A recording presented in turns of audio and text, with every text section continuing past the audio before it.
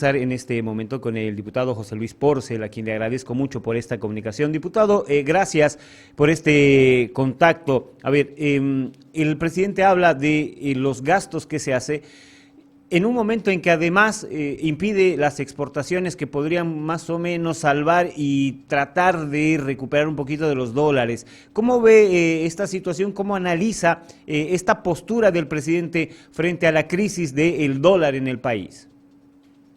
Buenos días, César. Un gusto estar en el programa. Bueno, ¿cómo podemos calificar los comentarios que hace el presidente? Primero, demagógicos. Segundo, mentirosos. Y tercero, manipulador. Y tengo argumentos cuantitativos, no cualitativos, para explicarlo, César. Brevemente, la deuda externa de Bolivia, cuando empieza el MAS a administrar el país, era la deuda externa era aquel año 2.208 millones de dólares. Hoy son desembolsados más o menos 14.000 millones de dólares. ¿Cuánto ha crecido? 7 veces. ¿Quiénes han sido los que han administrado desde el 2006 a la fecha, salvo un año, ni siquiera un año que administró la señora Áñez? El MAS. ¿Cuál era nuestra principal fuente de recursos que nos generaba divisas? Básicamente la exportación de gas, que llegó a superar los 6.000 millones de dólares en 2014. Y incluso el presidente Dorgata en Yacimientos hace un par de días dijo que la exportación de gas para este año, 2025, va a estar alrededor de 1.500 millones de dólares. Bajar de 6.000 a 1.500 es bajar 4.500 millones de dólares, que es una fantasía de plata. Ese era el sostén del modelo económico. Entonces la pregunta es sencilla, César, para la población. ¿Quiénes han generado esta caída brusca de la exportación de gas, el cierre del mercado con la Argentina? No somos los opositores, no es la Asamblea, no es el Fondo Monetario Internacional, no es el Banco Mundial, no es el Colchón Bank, no son los bancos privados, no es nadie de eso. Son ellos los únicos irresponsables del mal manejo de la economía. Suponiendo, porque los economistas suponemos en nuestros modelos, que a la Asamblea le aprobara esos 1.600 millones de dólares, que tampoco son 1.600, enseguida lo puedo explicar. Va a compensar esos 1.600 a los 4.500 que se ha perdido por exportación de gas. Reitero, si exportábamos 6.000 millones de dólares redondeando, y este año vamos a recibir 1.500, hemos perdido 4.500. Si la Asamblea le aprobase, por decir, redondeando 1.500, queda un hueco todavía de 3.000 millones de dólares. Está claro, con aritmética, no con matemática, César. Entonces no puede ser tan mentiroso. Segundo, la Asamblea hasta ahora le ha aprobado más de 5.000 millones de dólares con leyes promulgadas. Están pendientes en la Asamblea más o menos 1.100, no los 1.600. Los 500 que supuestamente faltan son un paquete de proyectos que ha enviado el Poder Ejecutivo a la Asamblea, pero que ni siquiera los conocemos y mucho menos ni siquiera se los ha tratado en la Comisión de Planificación, por donde pasan los préstamos, donde soy miembro. Por último, César, ayer había sesión de la Cámara de Diputados, la anterior semana también y la anterior también. Y en estas cuatro semanas que han pasado, aclaro una vez más, 4 semanas que han pasado, César, en ninguna sesión se ha puesto en el orden del día el tratar un proyecto de financiamiento de crédito. Entonces, ¿cómo pueden culpar a la Asamblea si es que ni siquiera ponen en el orden del día para tratarlos? Está en la preagenda. Ahora, la respuesta, ¿por qué no incluyen en el orden del día? Es la siguiente, César. No tienen los números, los votos para aprobarlos. Y en esta votación ellos necesitan votos de los arcistas, de los sevistas y de los tránsfugas de Comunidad Ciudadana y de Creemos. Y a veces no les cuadra. ¿Por qué no cuadra?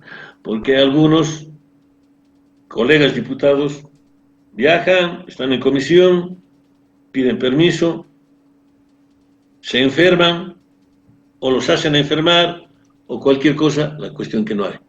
Yo no he estado ayer en la sesión de la Cámara de Diputados porque estoy en mi semana regional, 3 semanas trabajo en La Paz y una en semana regional, así está establecido el reglamento. La anterior semana, para que tenga idea la población, 26 diputados estaban con licencia. Y la anterior a esa, 21. Son 21 votos en una sesión, en la otra 26 votos. Entonces, eso suma pues para la mayoría, César, que no sean tan mentirosos, que no sean tan hipócritas. Finalmente, ¿cómo es posible que se jacten de decir que hay boicot cuando no han tenido la moral, quien tiene moral, el que lean diccionario, ¿qué significa moral? Para tratar el presupuesto general del Estado en la Cámara de Diputados. Además de no tener la moral, no tenían la capacidad técnica, y lo digo al ministro de Economía, al ministro de Planificación, no tenían la capacidad técnica para defender ese presupuesto. Y voy a poner un simple ejemplo, César. El Ministerio de la Presidencia, el 2021, en la administración actual del presidente Arce, tenía un presupuesto de 201 millones de bolivianos para su gestión, que ya era mucha plata para un ministerio. Para este año tiene previsto 2.452 millones de dólares, o de bolivianos, perdón, una cifra fantasiosa. Entonces, ¿cómo iban a defender? Yo le pregunté al ministro, ¿cómo justifica ese presupuesto? Es que tenemos que mostrar las obras que hacemos. César, ¿usted cree eso? O la publicidad que nos dicen, somos la mejor economía de la región, tenemos la menor inflación del planeta, etcétera, etcétera. Entonces, para eso, además, como es año eleccionario, van a utilizar para campaña política. Ahora, diputado, las filas están ahí. Lo que diga el presidente, finalmente al ciudadano poco le puede importar si es que de todas maneras tiene que hacer fila durante horas para poder cargar combustible. En este sentido, ¿qué solución se puede dar en este momento? ¿O hay que esperar que pase algo para poder reencauzar? El tema de la subvención ha acaparado la atención, pero hay posiciones distintas, unos quieren, los otros no quieren, y nos parece que ya estamos embretados en este tema. No, hay soluciones, hay soluciones. César, me imagino que usted tiene vehículo. Pues yo tengo un autito Fiat 1600 del modelo 2014, y bueno, voy a poner ese ejemplo así clarísimo.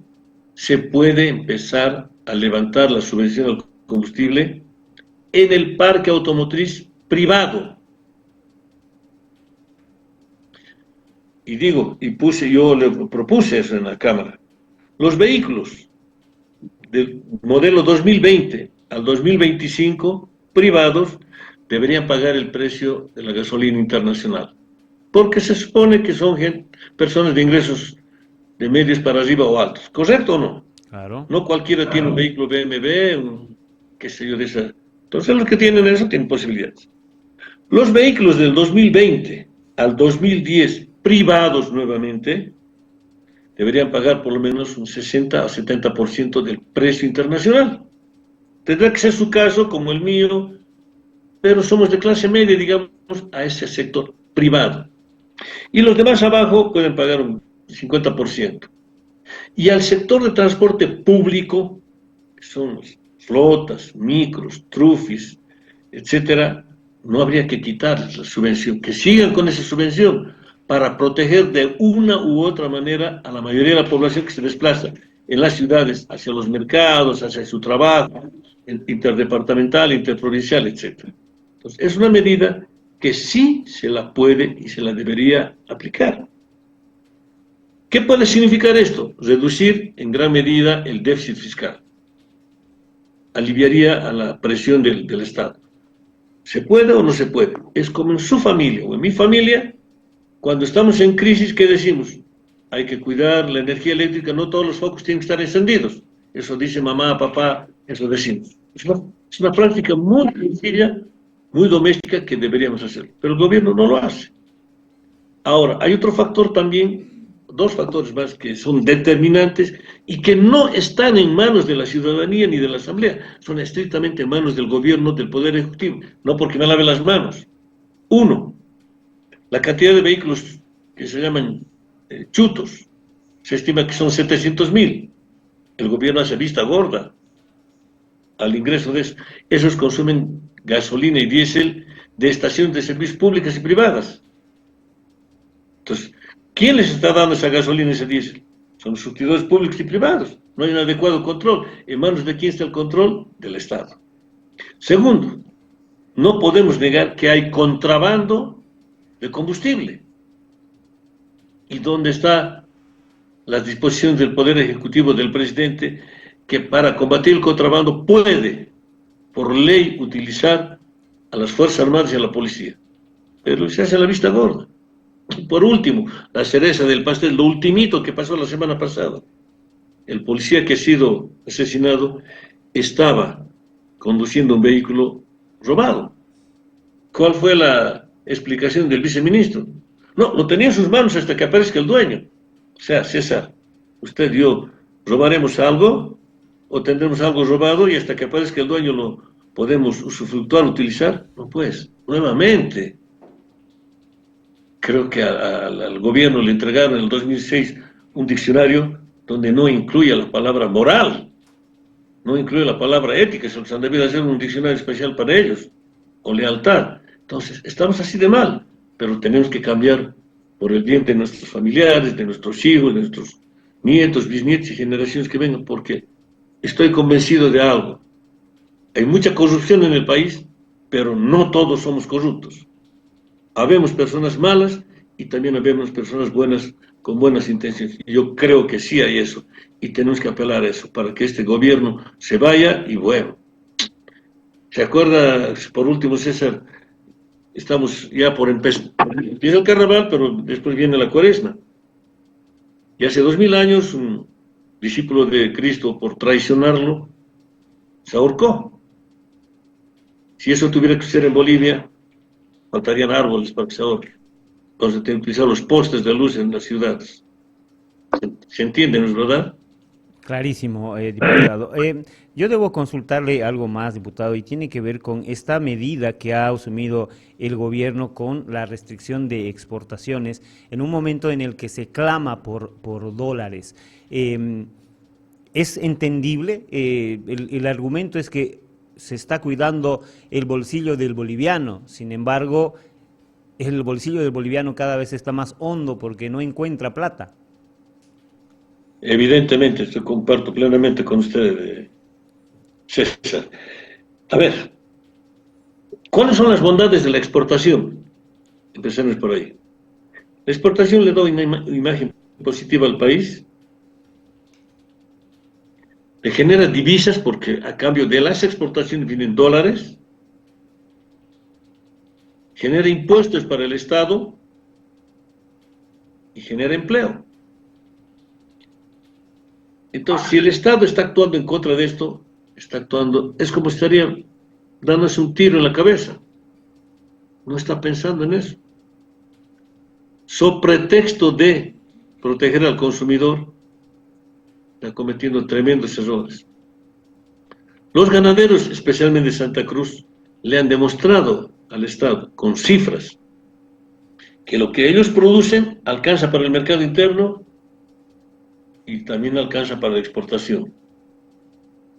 El problema es estrellarse contra toda iniciativa privada. ¿Para qué? Para tratar de manipular a la población y pretender, con trampa o sin trampa, acceder una vez más a la silla presidencial. Pero la población está cansadísima de todo esto, de tanta mentira.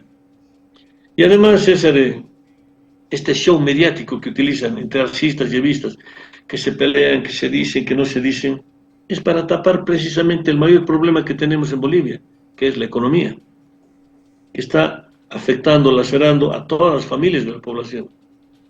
Y que vengan a decir que son los opositores, que son los especuladores, que es agio. Entonces, yo particularmente, y le aconsejaría a usted, hagamos una campaña para que vayamos a comprar y nos acompañe el director interino del INE y el viceministro Silva, y que nos permita comprar el aceite, digamos, a 8 bolivianos, ya encima del 10%. Pero el aceite, el litro de aceite está en 24 bolivianos. César, o tal vez un poquito más, yo compré en La Paz en 24 bolivianos. El arroz está arriba de 10 bolivianos, debería estar costando, si costaba 5 más el 10% que, exagerando, dice el director del INE, debería costar 5.50, pero no encontramos. El problema es que nuestras autoridades, empezando por el presidente del Estado, no se dan el trabajito, porque creen que están como Tutankamón en la cúspide de la pirámide, no se dan el trabajito de ir a comprar por lo menos galletitas, pancito o una Coca-Cola a la tienda del barrio para que no vayan a ferias ni supermercados. Ahí se van a dar cuenta que el precio subió todo. Y por último, César, no sé si usted es papá o no. No, pero conozco la Pero va a realidad. entender lo que voy a decir. Pero debe tener sobrinos. Sí, sí, sí. Pregúnteles.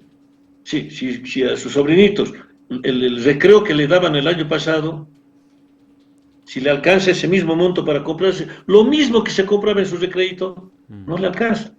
Eso me sucedió con mi sobrino. Bueno, yo soy tío abuelo, mi sobrino en el almuerzo me dice, tío, me dice, esto ha pasado con mi hijo.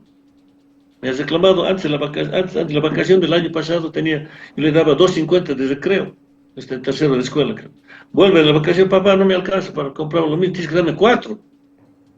Ese niño, seguramente este niño es especulador, hace agio, es opositor, debe ser del Fondo Monetario Internacional, ese niño de 8 años, o del Banco Mundial. Pues, o sea, hay cosas que caen por su propio peso, César.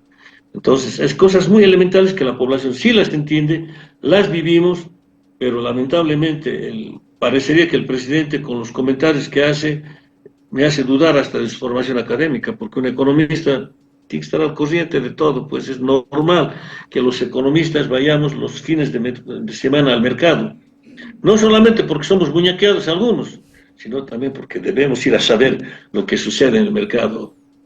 Bueno, un comentario más, ya están sonando los cohetes por la calle, porque estamos en el Día de Comadres, la fiesta más grande de comadres en toda Bolivia, que está en Tarija. Bueno, diputado, yo le agradezco muchísimo por este tiempo. Bueno, yo una recomendacióncita, César, ahora Sí. un especie para subvencionar a sus sobrinos que no se van a alcanzar para los recreitos y se van a dar cuenta cómo está. Gracias, un abrazo, Le como agradezco siempre. mucho, diputado.